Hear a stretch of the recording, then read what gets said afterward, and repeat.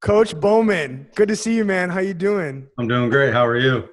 I'm doing great. Happy to have you on today. We've got a lot of Excited. history.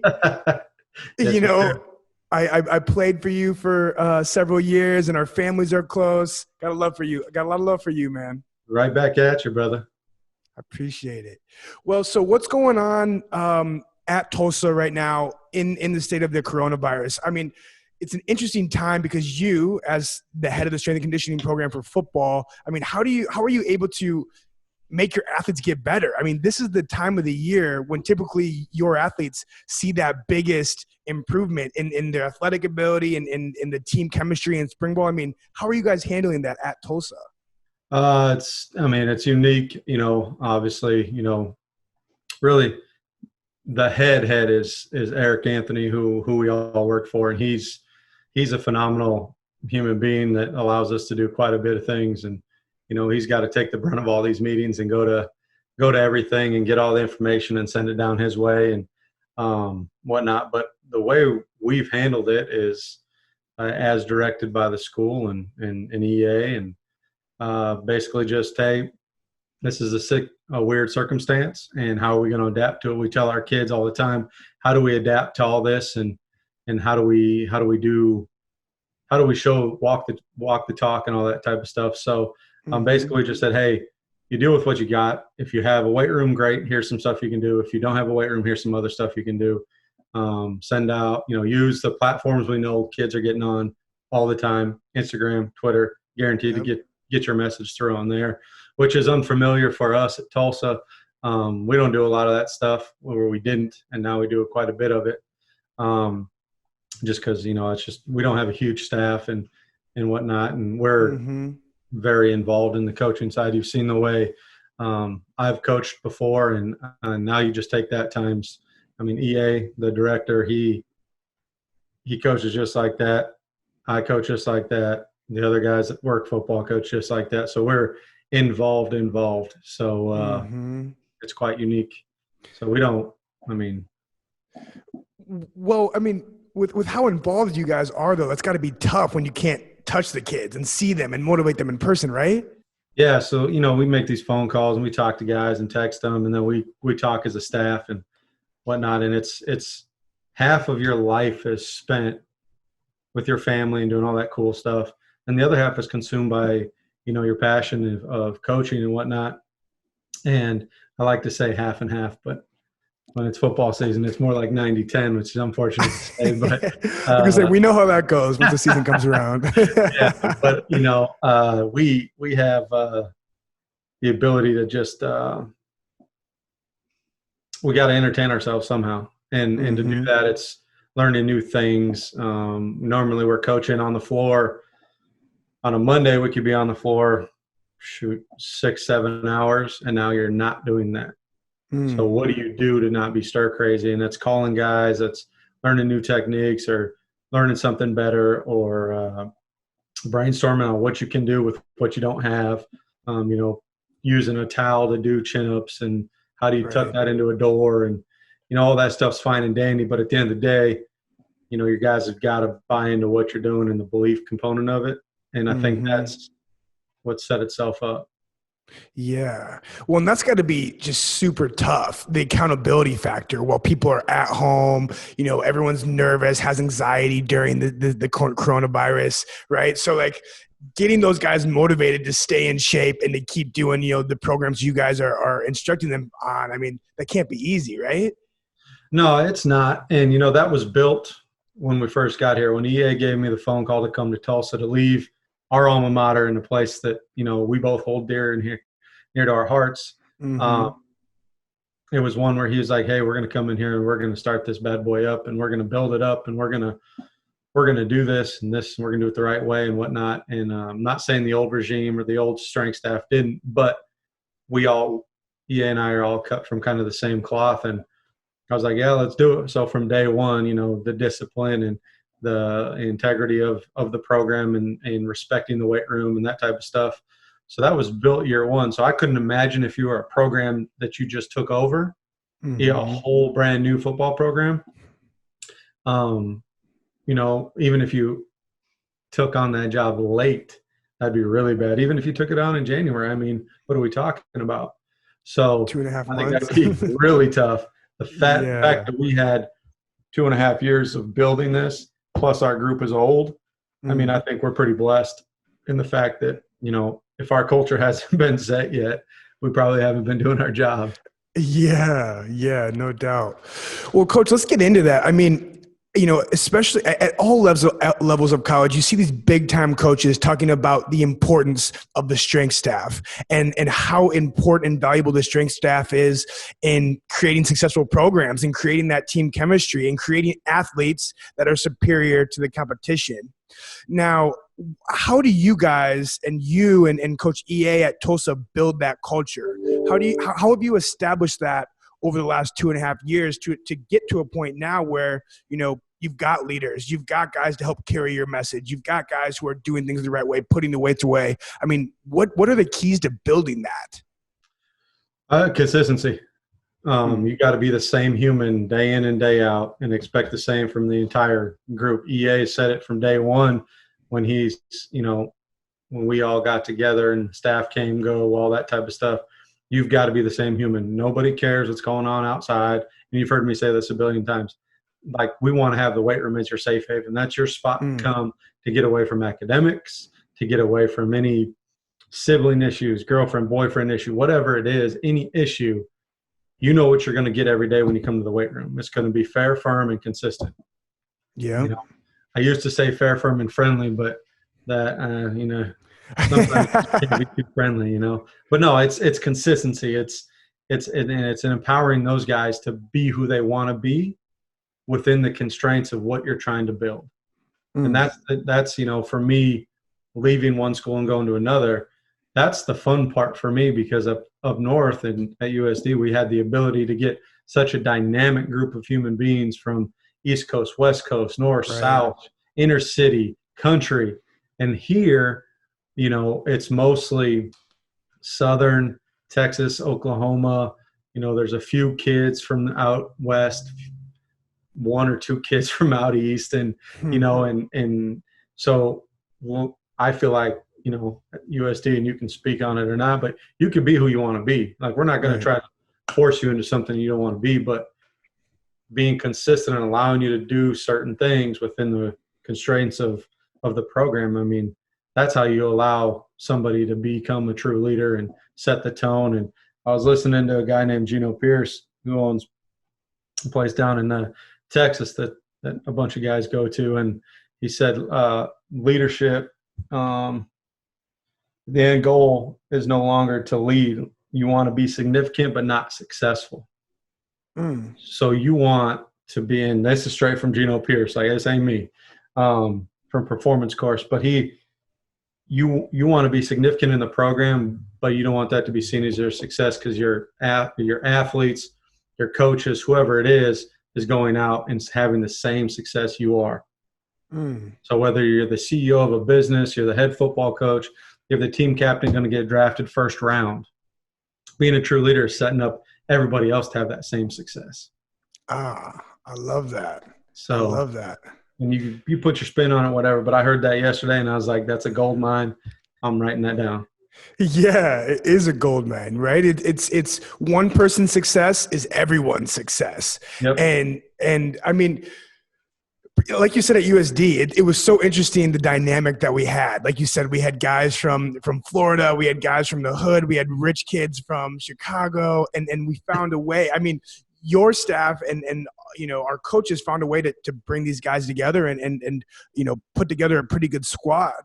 But I mean, for you as a strength coach especially, I mean, you guys are so hands-on with athletes on a day-to-day basis, you know, and how important is it for you to coach players differently, or is it always the same? I mean, you know, from what I understand, you know, a great coach oftentimes has the ability to cater to who he's coaching to, because players react to things differently, right? 100%. I tell the players all the time, and I wish I would have had this a few years before with you around. You don't treat people the same; you treat them appropriately. So each person's different. You want to act like a leader, great. I'll treat you like, I don't care if you're on scholarship or you're the third string dude or fourth string or you're a walk-on. If you want to act and be a leader, then go do it. I'll treat you that way. You want to act like, a candy ass, then we're going to treat you like that. I mean, you get what you want.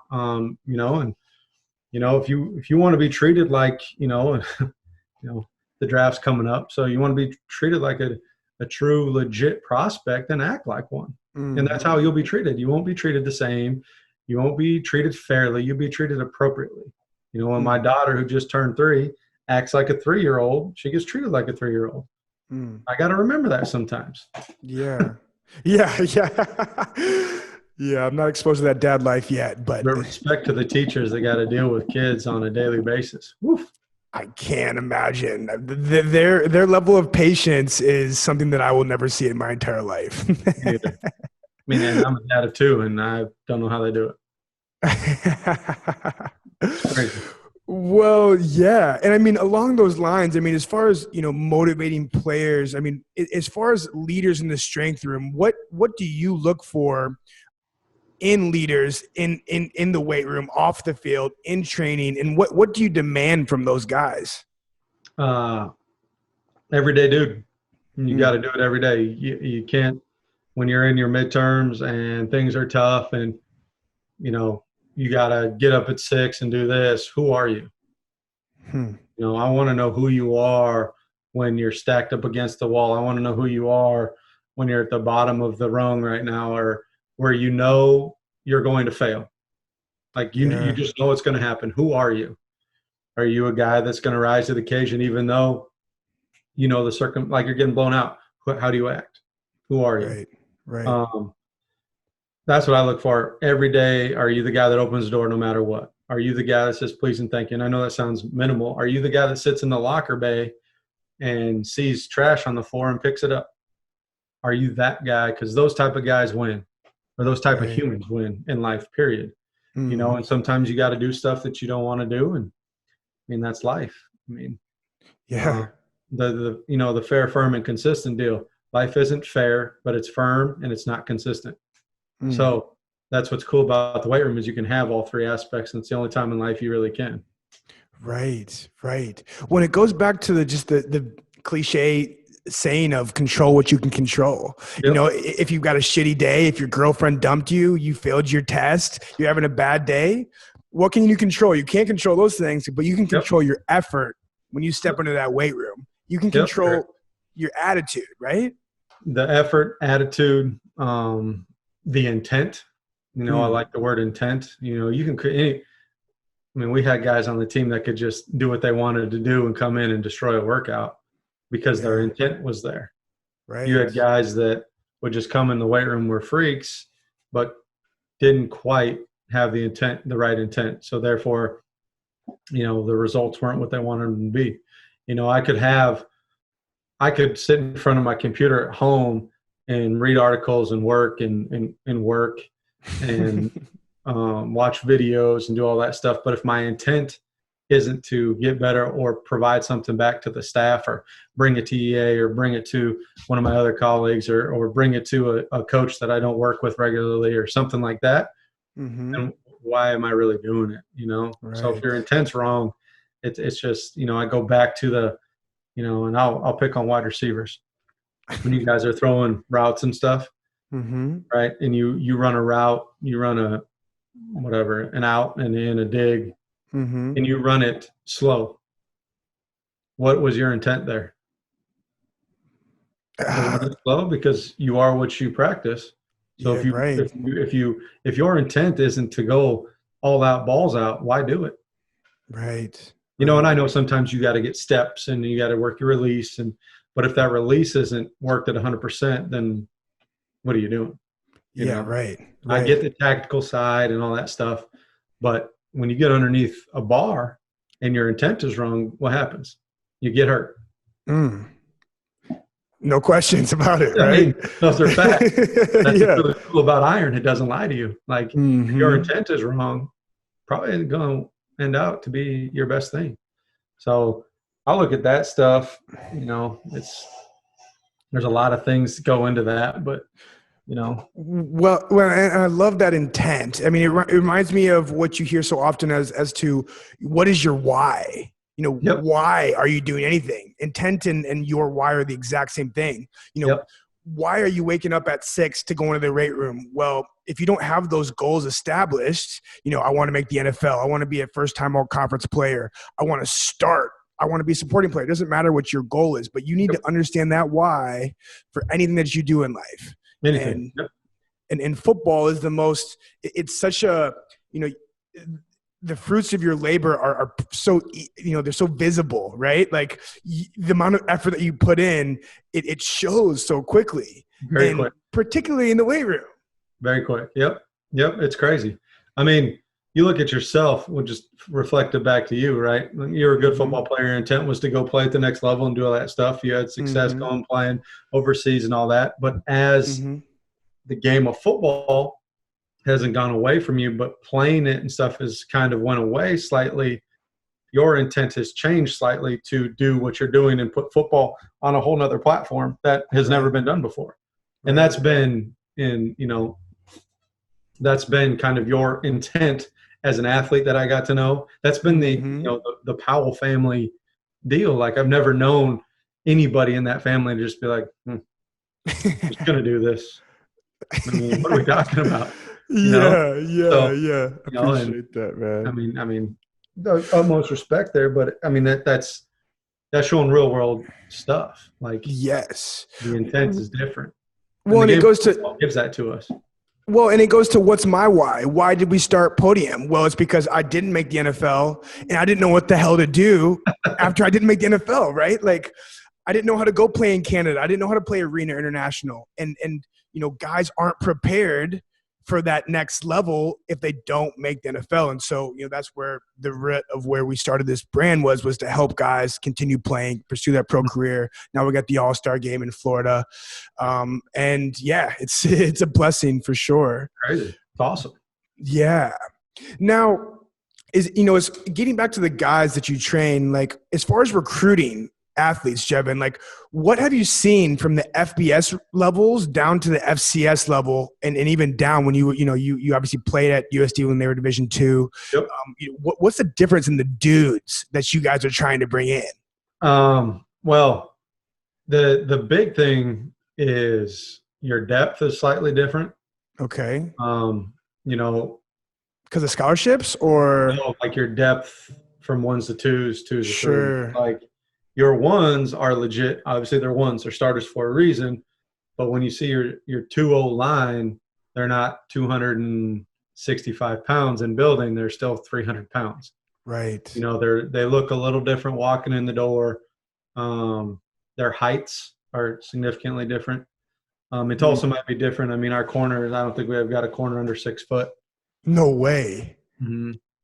You got some long dudes out there, huh? Big bodies, yeah. We got one guy that's probably going to end up getting drafted here in a few days, Reggie Robinson. That, he's a big corner. I mean, he's a monster.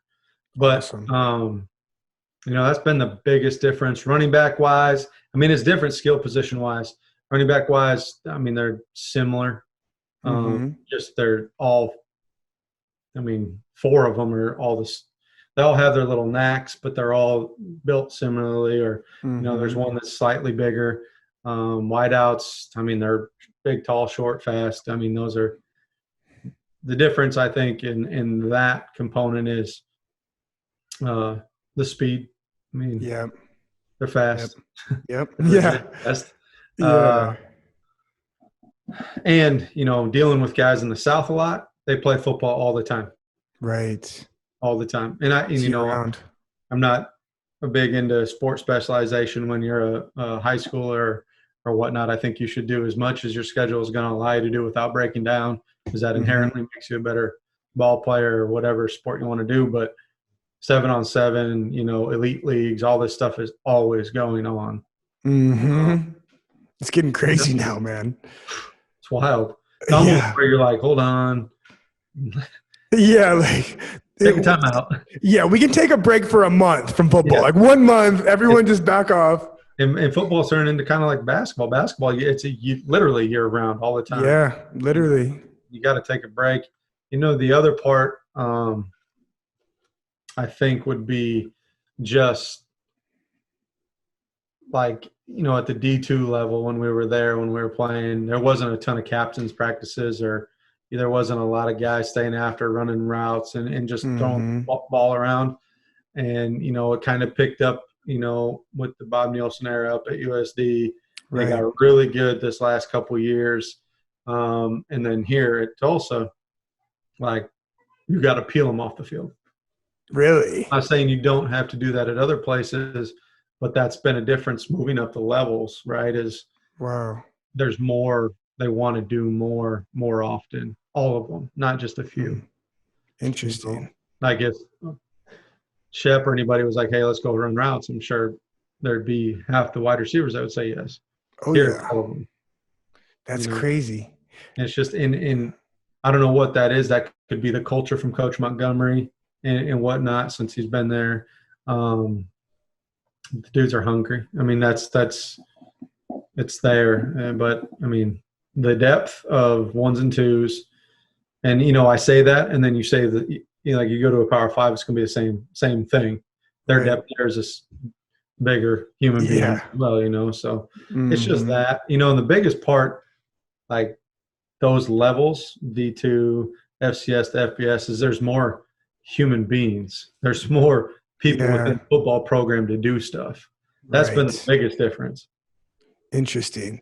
Just staff, players, walk-ons. I mean, it's just everything's bigger. Everything's more professional.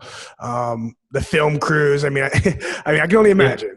The film is dramatically different too. Yeah. I mean, they've got shoot, at any moment, I think there's like 8 different cameras. I could be wrong, but they've got people on the field recording the wide receivers' releases, the quarterbacks doing their deal, ground level, O-line, up top, near side, far side. Like,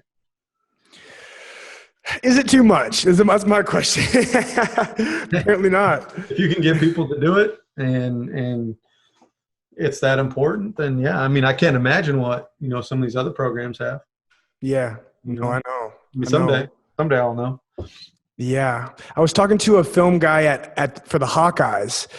He did some work for us at our All-Star Bowl, and he was saying, they had like 8 cameras plus a drone, plus they had like helmet cams so they could see where the players were looking. Yeah. I mean, the game is just evolving. It's just becoming more and more tech.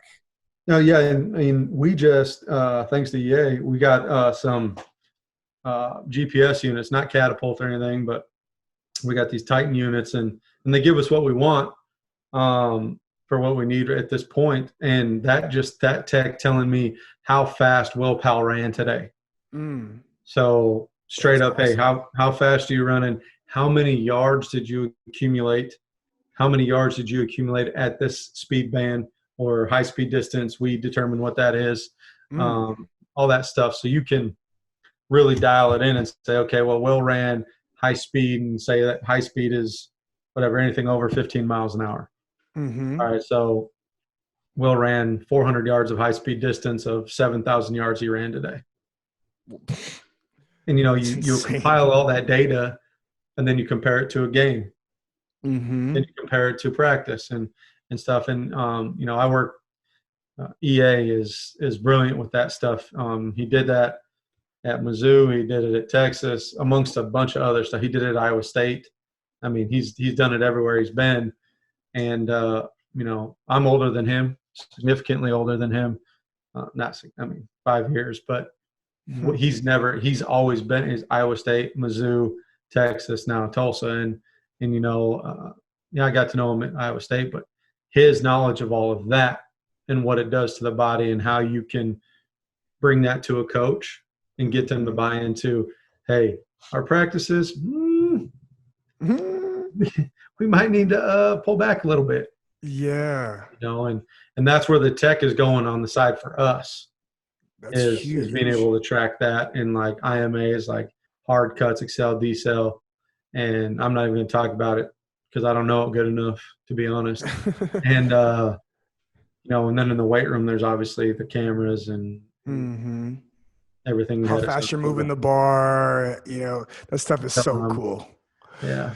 Well, I mean, I can only imagine how beneficial it would have been for me when I was playing to be able to wear one of those GPSs and be able to track how many miles at which speed I was running at practice and how that affected me in the game that weekend, right? Because like 100%. we got smashed a couple of times, in practice, and it's like if you can actually if we had a crazy heavy practice and then we perform poorly, okay, like you said, like coach, we got to scale it back, like no question, and it's just obvious in the data. It's taking data and using it properly.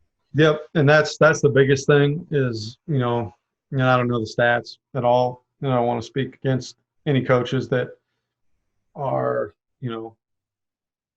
been in the game for 20 plus years, but that's the part that people got to hurdle is this is objective data telling you this is the yards we ran.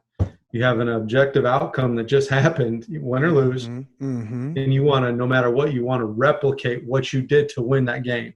Right. Whether it was what you had for breakfast or how that day set up or the yards leading up to that or any of that stuff. You know what I mean? Like you want to try to replicate success. Yes. And success is this in a system. It doesn't happen just because it happens. Right. I mean, there's a system to success, and that changes across the country. Everybody has the ways they do it, but that's a little piece, if you have it, can really help out, or it could be for nothing because there's a lot of work to do, a lot of work with that data stuff. Right. You're putting in the time or you're paying to get that data, Yeah. That's no joke. There's people that just are paid. That's all you do. Yeah. You crunch numbers, you perform the reports, you give them out. And what's cool is EA does all that. He knows how to do it all anyway. And then Chris Cervantes, the guy that I work with, he can reverse engineer a whole bunch of stuff because we don't have all the cutting edge data. He can reverse engineer a whole bunch of that stuff with EA, and they come up with some stuff where I deal with the wide receivers, DBs, and running backs. So I'm looking at it like, whew, I'm going to have to change the way I program a little bit, So yeah, it's a pretty cool deal. Well, so coach, let's get more into your, overall strength, speed program, EA's program. I mean, I'm sure you guys at Tulsa, I mean, it's throughout the organization. Yeah. I mean, how has your philosophy grown and evolved over the years since your time at USD? I mean, this is a very broad question. I mean, are you doing more weight, less weight, more speed? What's more important these days? Agility, feet? I mean, let's just get into it. Yeah, I mean, obviously being a USD playing there and shoot, I started doing strength stuff in 2008. So a long time there. And each year there I grew and learned new stuff and tried new things. And, by the time I left, we have, in my opinion, they have one of the nicest weight rooms that you could ask for. That you helped design. Had a lot of fun doing it. But as you grow and you learn new things and technology comes around and you read different reports and how to do motor pattern and neurology stuff and just different abilities, you have to kind of think of what you did. And if I pulled back some lifting programs from when I first took over and what I do now they're not even, there's going to be a similar system. It's not going to be the same movements. The volume and intensity is going to be varied, and it depends on the amount of staff you have to. Sure. Don't get it twisted. The more good human beings you have working around you, the cooler stuff you can do. But the general philosophy is, you got to train, the cliche ground-based training and holistic, take in everything. All that stuff is fine and dandy, but like the old saying is, I'd rather have a bad program that's believed in than a good program that no one cares about. Right. And for me, the X's and O's, I don't want to say they're secondary, but it's like bullet point 1A. You got to get everybody to buy in and believe what you're doing first. Right. And once you have that, then you can start adding your sets, reps, schemes, intensities, and volume of running and stuff. But myself, EA, we're all tier system based training. Have been at South Dakota, still do it here at Tulsa. EA's done it at basically all the places he's been. And what does that mean, tier systemed? So it's just a systematic rotation of exercises and intensities. Joe Ken actually developed it back in the day, but he was just with the Panthers before that whole regime did whatever. Big House, look him up on Twitter and stuff. He's got phenomenal stuff. And then another person that EA's worked for a lot was Yancey McKnight, head strength coach at Texas. It's all tier system based training. It's not anything that is any big secret or anything. It's just a systematic rotation of movements through different intensities and sets and reps and whatnot. But like a Monday would be a total body movement, lower body, upper body, and then you go through your rotation of different exercises. For us, it's a single leg pull, post chain, trunk trap, neck type deal. Very similar to what you were used to. You were used to it. I remember that. Yeah. And then the emphasis is on the tiers and stuff just changed slightly. Your first lift of the day is obviously going to be either your total body or a max effort movement. Okay. Your second one is going to be dynamic or sub-maximal loading, and then your third one's going to be your repeat effort, and then you follow through with, the true tier system is a major assistive, a minor assistive, and instead of doing that, we just do single leg and pull and post chain stuff. But here, something I do slightly different. 1 second.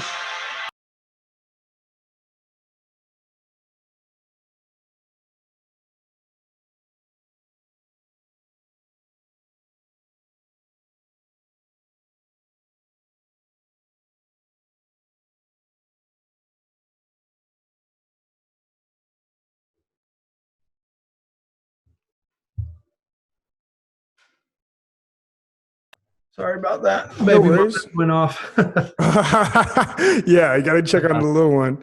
No, it's just a rotation here at Tulsa.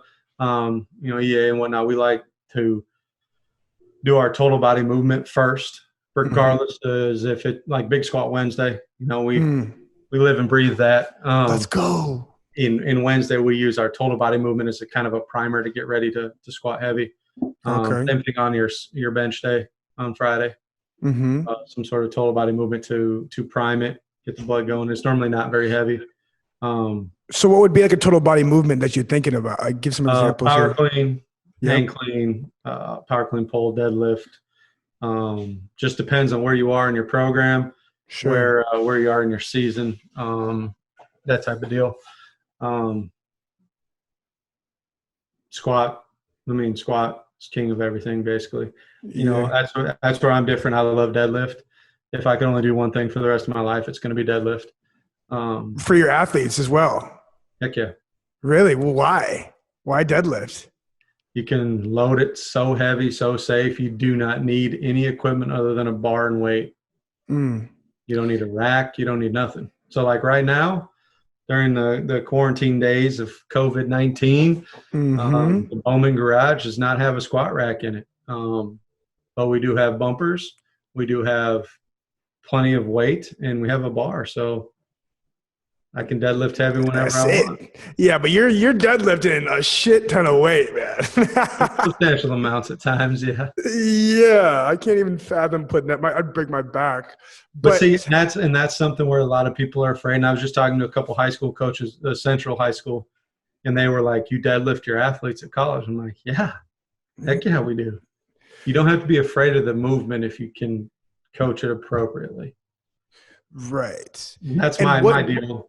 So, well, and what is the benefit to the athletes? I mean, what muscle groups are you training by deadlifting, either explosively in a hex bar or, really heavy with a normal bar? Yeah. It just depends on what you're doing. I mean, you're going to get a hormonal response if you're pulling something extremely heavy or you're Right. squatting something heavy. You know, there's nothing like, in my opinion, picking up something crazy off the floor or putting something heavy on your back and spinally loading you, and the hormonal response you're going to get out of that. You cannot get it. I shouldn't say you can't, because I'm sure there's a way that I don't know about yet, but there's no way to mimic that. You know what I'm saying? There's just no way to do it. You know, and, you know, talking about different lifts. Like if I have a rack, yeah, we're going to squat heavy, we're going to pull heavy, we're going to clean, we're going to do that cool stuff too. But the old debate about power clean and you shouldn't Olympic lift or you should, like, just depends on what you're trying, what kind of response you're trying to get out of the athlete. Can you get it a different way? No. Like if guys power clean, you're power clean for a reason.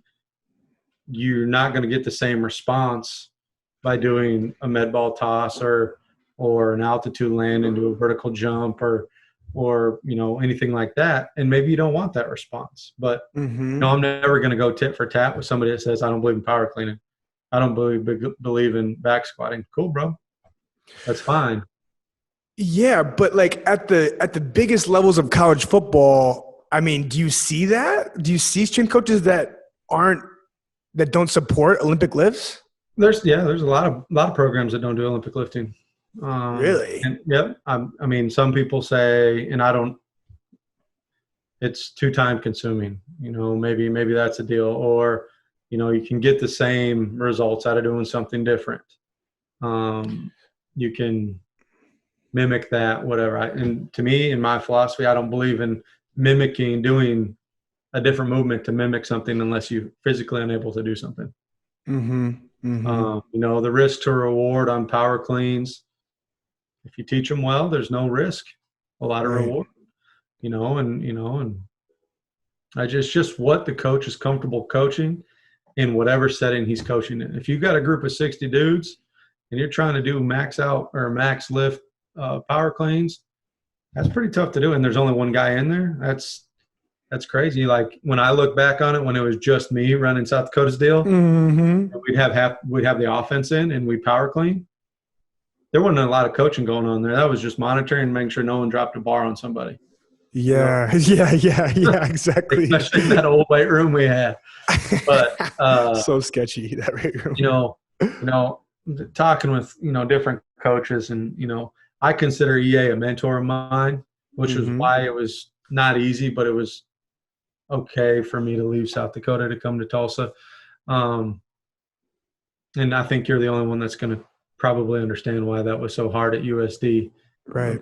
What it was and what it is now. But talking with him about different places he's been, and talking to, you know, Yancey and Chris Cervantes and Sam and all the guys I work with, and just talking and listening to other people's philosophies, and Ryan Dietrich, that crazy man, and, you know, he's the head guy at Sac State now.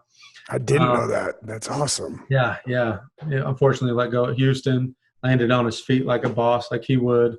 They're at Sac State doing great things. Best season they've had since Sac State's been open. That's really awesome. The head guy, yeah. Good for him. So, you know, just talking to those guys and growing, and I don't know if I would have grown as much if I would have stayed there, because I wouldn't have made all these connections. But like the philosophies and your sets and reps and stuff like that, like, we don't debate that as coaches. Like, we won't sit around a fire or something or at a conference and debate, well, you're doing front squats, not back squats. I think that's irrelevant. Like, we don't talk about that. About 90% of the stuff is always talked about, you know, the running stuff, probably, and just how to get guys more explosive and get them ready for fall camp. And then just the belief system and whatever they're doing. I don't care what it is anymore. Don't matter. Right. Well, that's fascinating. And I mean, along those lines, Coach, like, as far as the speed aspect, because speed kills. Speed is what wins championships. I mean, it's what separates the Power Five from, you know, on down. And so how, you know, let's just be very specific. Which lifts for you correlate the most to gaining speed on the field? I think it's a tough question. That's a complicated question. Um, I think you can be faster if you're stronger, if you move appropriately. Okay. You cannot produce what you cannot absorb. So if you can't absorb it, you can't run faster. So Right. at some point you got to get your muscles stronger, your tendons stronger, your joint actions got to be appropriate. If we're squatting, we're cleaning or deadlifting or whatever we're doing, and we're doing it with our toes turned out crazy wide, that's not patterning anything that's going to be relevant to the football field. Is there time, place, and manner for it? Are you making up for it somewhere else? You might be. But what I do know you're doing with the squat is getting a stronger, more resilient human being. Mm. You're making everything stronger, right? If you're doing it in a good way or whatever. Power cleaning, you're pulling something, you're absorbing something, and that's football, push, pull, absorb, push. So as far as a lift, I think bench press helps you run faster because the harder you can throw an arm, the faster, the bigger potential knee drive you could have. Stride length can increase and your stride frequency will go down and that type of stuff.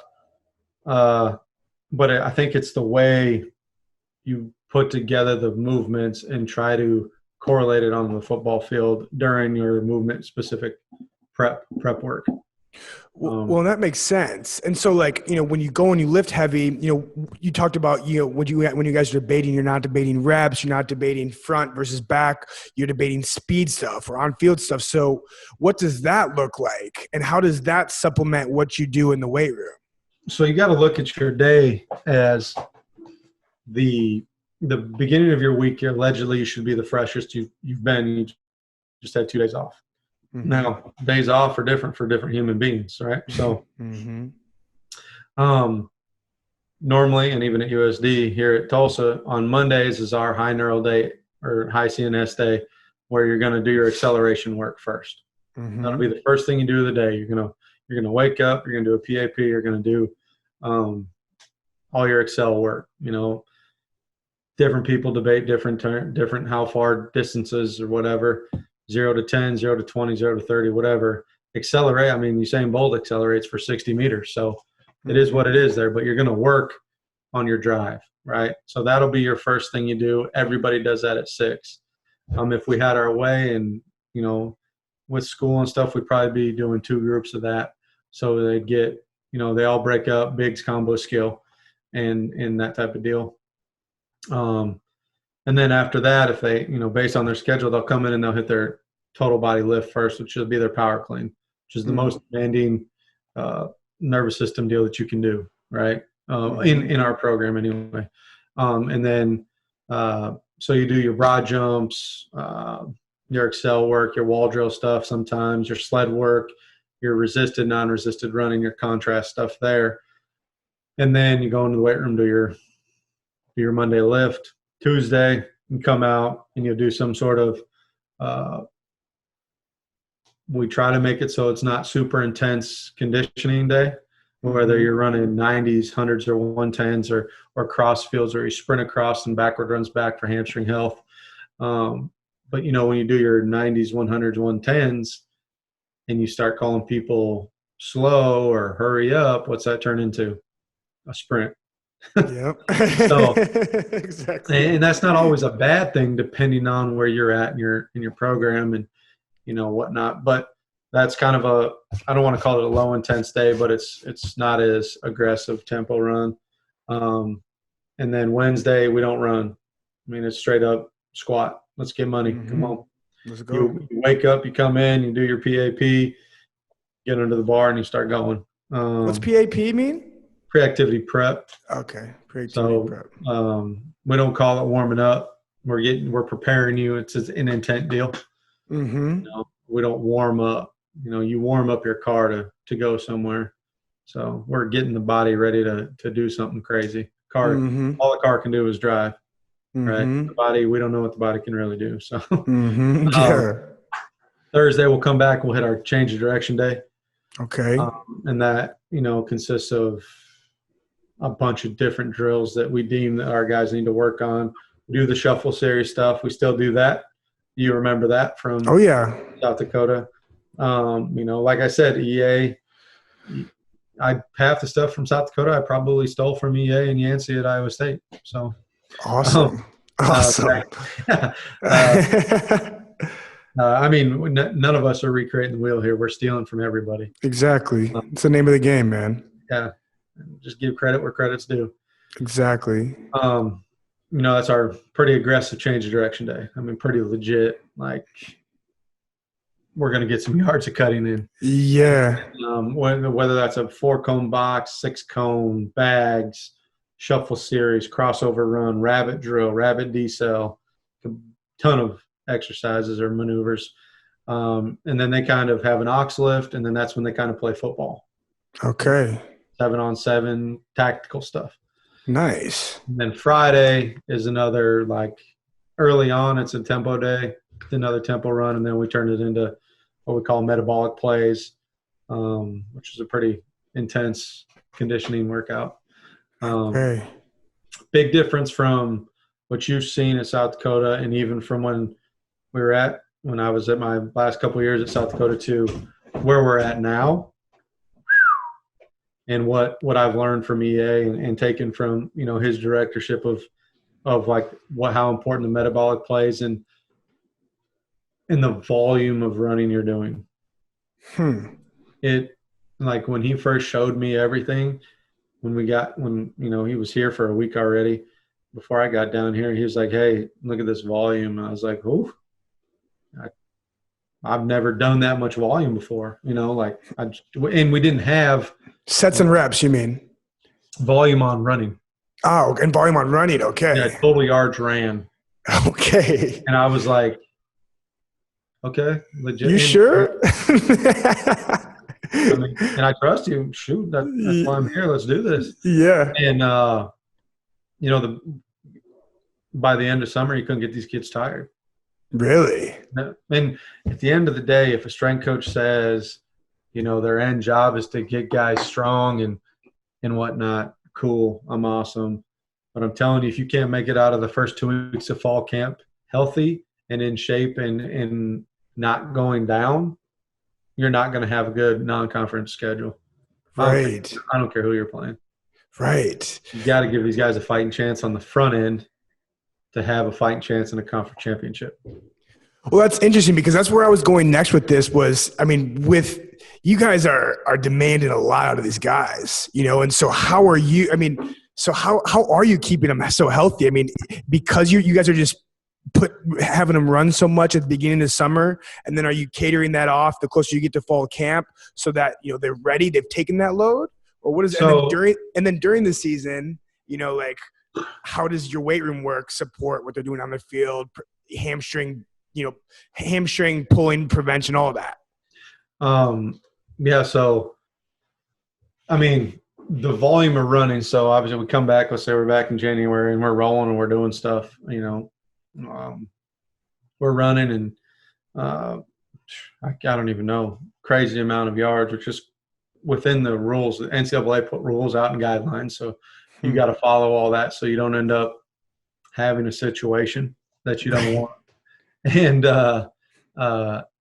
so we follow those rules and guidelines and reverse engineer. We go backwards. Just say, okay, by spring ball, how many yards do we think we're going to be running? And with Chris and EA and mostly EA's data from other places or whatnot, you can kind of say, okay, this is what the amount of yards we're going to run. This is where we probably need to get to. And you can never mimic football. Exactly. It's different. You can't mimic a collision. No. Even when you just helmets on, it's a different beast. Yeah. You can't even mimic, trying to get off the pressing pads. You can't mimic a DN coming off the edge, trying to go get the quarterback. You just can't do it. It's different. And again, like things that I've changed a lot since I left South Dakota, is looking at what happens neurally and hormonally in your body during a football game, during a lifting session, during whatever. Like, how is your body responding, the parasympathetic, sympathetic response, and how you can control that, but different stuff. That's a whole nother avenue. But And I'm just learning that. But, you know, you build up, you drop off a little bit, you build up some more, super compensation models, that type of deal. And, you just, over the years, you get to know what your practices are going to be like. Right. You kind of understand it. When EA took this job, he knew some people on the staff already and said, hey, this is how we do stuff. And, the staff we work with now is a few former Baylor dudes. Coach Montgomery was the OC there, and you know what they did for offense? Score a million points. Let's go. Exactly. Run, throw bombs, run the ball, do that type of deal. And so you got to prepare your positions for that. Your 5 or 6 deep receivers they're gonna get a ton of volume. Exactly. So how do you prep them for that? So you don't, and I'll never. EA says it best. We don't believe in hamstring issues. Don't believe in them. And what do you mean by that? It shouldn't happen ever. If you're hydrated and you've prepared these guys for the volume of running that's going to be at them adequately, and they're doing the right stuff, you will not have a hamstring issue. Okay. And you're moving appropriately. You can't kinematically, biomechanically, if you're messed up and your hamstring shut off and it's not working, you're going to have some issues. Yeah. So stuff like that. Obviously, if you have an ACL and stuff, there's going to be parts that move differently and your body's going to shut off and turn on. And, that's something that, I do here at Tulsa is kind of like the RPR model, reflexive performance reset stuff that, can not turn on, but help the body find that range of motion or that muscle, like, hey, it's still there. It's still working. Here you go. Hello. Just reconnecting that through different, points on the body. And then, this other stuff we're learning too with square one system and some other neural stuff, which is mind blowing that the body can do some of this stuff. But that's where training's going. I mean, if it wasn't for this quarantine right now, I wouldn't know it as well as I do. Interesting. We started dabbling in it. Chris Cervantes and I started dabbling in it. We took a trip down to Texas right before this stuff.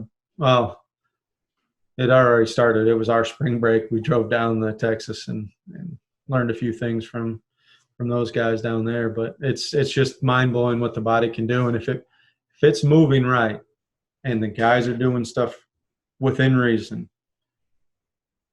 it's going to be hard pressed to tell me that you pulled a hamstring. I'm with it. Yet we see.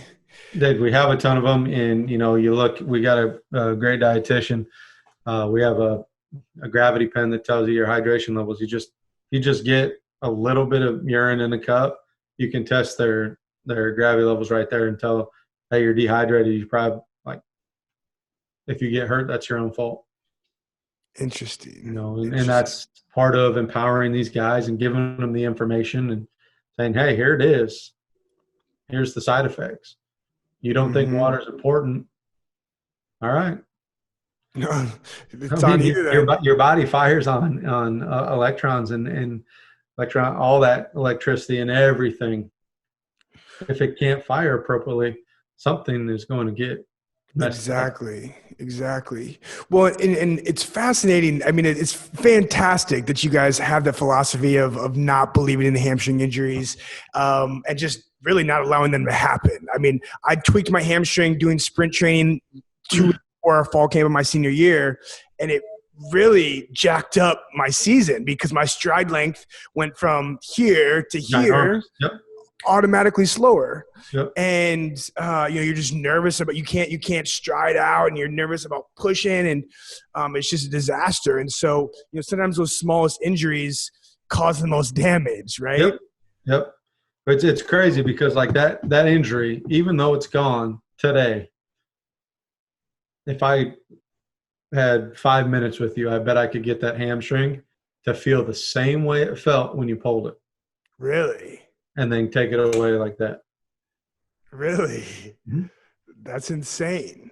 And that's just some of the stuff we're learning with these different systems, and ground contact. As soon as people talk about your right foot hit the ground. No, your whole body hit the ground when your right foot hit the ground. Mm. Your whole body feels that right away. Yep. All those joint actions that happen that we don't think about. And even a year ago, I didn't think about all that stuff. Like, oh yeah, that makes sense. That went up, did that. Okay, I get it. Well, it's so much more complex than that. Right. And if you can dial it down and make it a little more simplified, and I mean, it's literally, it's mind blowing what it can do in 5-6 minutes. Will, you could be like, you can go from here on hamstring flexibility to here. I mean, well, we might need to have you lead a course on Zoom here on how to do that, or I'm moving to Tulsa. Either one. just take a trip, man. I mean, it's crazy what it can do. Insane. Well, Coach, as we're bring this to a close, I'm fascinated to hear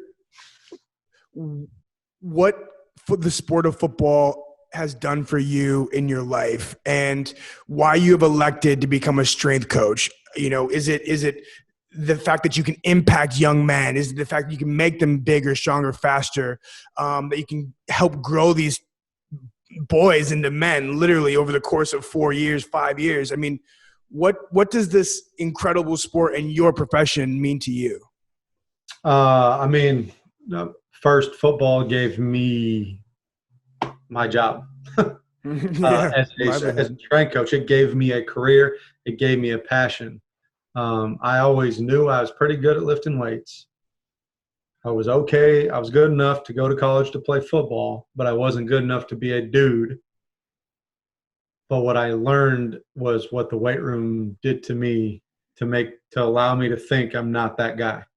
Allowed me to understand who I was as a human, where I take myself. When I first, a lot of people don't know this, I went to Nebraska first. Yep, I did know Followed that. a dream to go there, realized I was a fish out of water, did the whole walk-on program during the bad time, Solich got fired, all that stuff. But that hurt me, made me really struggle. And I hit the weight room like a crazy man. I went down there at like 197 pounds, and I transferred into South Dakota at 225 because of the weight room. That's crazy. And then, 2 years later at South Dakota, I was 260. Just knocking heads in there. Who would have thought? But yeah. It gave me an opportunity to do that. It gave me lifelong friends. It gave me friends that are lawyers, doctors, guys starting their own businesses like yourself, all that stuff. And I was like, how can I touch people? Like, how can I continue and show them how important this stuff was? And, at first I was like, all right, I grew up not very wealthy at all and whatnot. I was like, I'm going to be a doctor. Screw this. I'm going to make this money. And I was on that path at South Dakota, and I was like, okay, this is cool, whatever. I don't like this. I don't want to only help injured or sick people. Right. And then everybody has a knack for that. And then I was like, okay, well, I can be involved with high school coaching. I can go be a teacher. And so I started doing that. And then I substitute taught for a little bit in my interim stance at South Dakota. I was like, no, I'm not a teacher either. Like, this ain't it. I don't get excited about this. And, the opportunity happened when I got done playing and they were going Division I. They needed a strength coach. And, there was Dave Frazier. I don't know, was he there when you were there? Yeah. So he was there for a short while, and we got that thing up and rolling. And then he bounced. I took over interim, and I was like, okay, I like this. This is what it can be. This is my baby. And then another guy came in, Kirchhoff from Duluth, who had really good success up there. Ironically, with Bob Nielsen, who is now the head football coach at South Dakota, right? And then he bounced as a cardiac specialist, rehab specialist up at Mayo or something. And then, they were like, hey, once you graduate with your master's, you want to interview for the gig? I was like, I'm in. It's Hell I'm yeah. not interviewing. It's my job. I'm taking the job.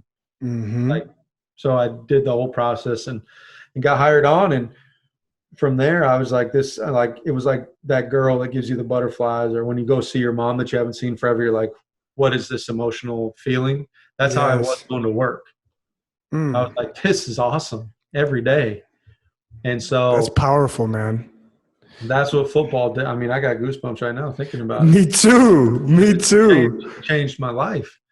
And I don't know what I would have done. I don't know. I don't want to say it saved me, but I knew I probably could have done some other stuff. Mm-hmm. Um, but it's opened doors for me to affect mass groups of people.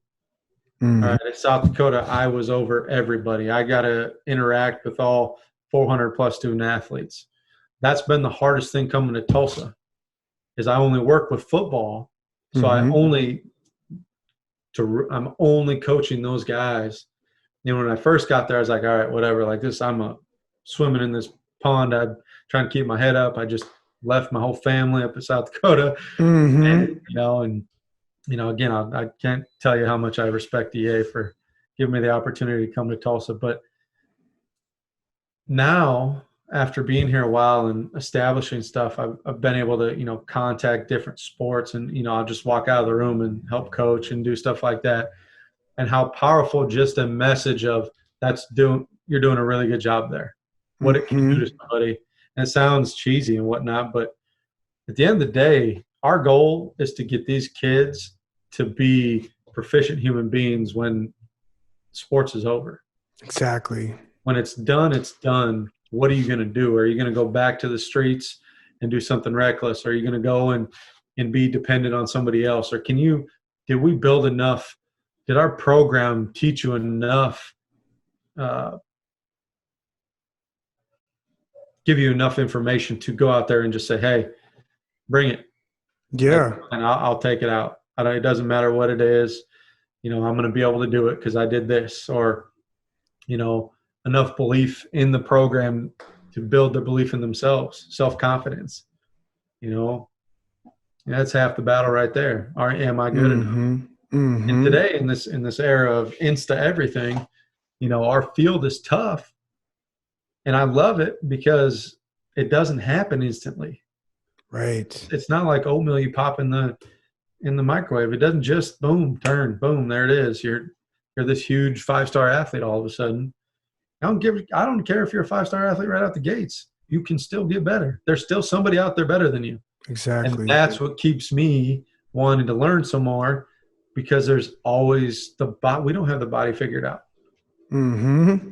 And when you think you do, you just totally wreck the body. Exactly. I know when I was young and 24 years old, head strength coach at South Dakota, untouchable. This stuff is we can't do it any better. I look at it now, I'm like, surprised I didn't kill anybody, What's cool though is you look at that, and I brought it up to some of the younger guys on staff because I'm the oldest coach, performance coach at TU, and I said, look, this was a 11-win team right here, and we did this crap. Mm-hmm. Like, we look at that and say, who wrote that? That was one of my first programs as a GA. Like, didn't know what I was really doing. Mm-hmm. But we won. Right. When the women's basketball program at South Dakota was D2 runner-up, and the program they were running was the same as football, because there's one of me. Mm-hmm. Guess what? They believed in the program. Yep. They bought in. Exactly. It bought in. It's I don't want to talk about the stock market because it sucks right now, but you know what I mean? Like, it's the same thing. If you don't invest, you're not going to make any money. Right. In long-term goals, like, shoot, you can, this game, the strength coaches, you can, like football players, 25 new guys every year, roughly. Mm-hmm. Keep working. 25 new guys, you lose a couple of them. It is what it is. I still talk to Tom Compton. I talk to you. I talk to Marcus Sims. I just talked to Brandon Donlinger. He lives in Tulsa. That's insane. Who would have thought? Right? Who would have thought, man? It's crazy what this world can do and does, and sports are unreal, but I'm telling you, the real fun is, in my opinion, I'm sure sport coaches get the same feeling, but every day you get to see a micro change in the human being that you're coaching. It's unreal. It's unreal, man. And for you, it's so powerful what you were talking about with, the feeling that you get when you wake up in the morning knowing that you're going to go help people get better. You're going to go get better at your craft because you're obsessed with your profession. And that's something that so few people have in their life is that fire and that passion to be great at what they decide to dedicate their life to. And so, I mean, I'm so happy for you, man. The sooner you can do that, the happier you're going to be. Now, don't get me wrong. You fall on tough times too. Oh yeah. And I'll tell you right now, leaving South Dakota with one of the best years they've had at Division I level, and then coming here and only winning 2 games right away, 3 games, 4 games. I don't care how many games. If you can still wake up knowing that you just lost a game and you're still excited to come to work, you're probably in the right line of work. Yes. If you take a loss on a sale, how again, you go back to the intent and your why, like, it's a loss. Okay. How are you going to change? Right. What does that do to you? Right. So. Well, Coach Jevon, I can't tell you how excited I am. This was an incredible podcast. You're awesome. You're a wealth of knowledge for everyone here. I think I learned so much in that hour that we just chatted. So it doesn't even seem like it's been that long, man. Yeah, I know. It flew. It's crazy. Time flies when you're having fun. No doubt. Absolutely. Well, listen, man, I wish you and your family all the best. Hope you guys stay safe during these crazy times, and wish you guys luck at Tulsa in the 2020 season. Appreciate that, my man. Yeah, go get it done, brother. Take care and talk soon. Absolutely. Okay. Bye, buddy. Bye.